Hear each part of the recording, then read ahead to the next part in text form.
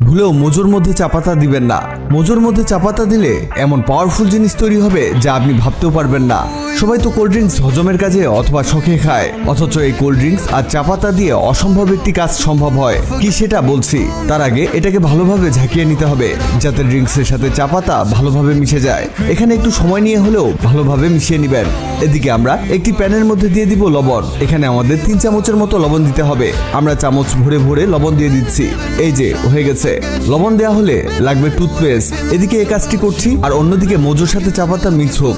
এখানে আপনি যে কোনো ব্র্যান্ডের পেস্ট ব্যবহার করতে পারেন, তবে অবশ্যই টুথপেস্ট হতে হবে, মানে এখানে টুথ পাউডার ব্যবহার করা যাবে না। এখানে আমরা লাল রঙের পেস্ট দিয়ে দিচ্ছি। এবার দেখবেন এটা কেমন দেখতে সুন্দর লাগে।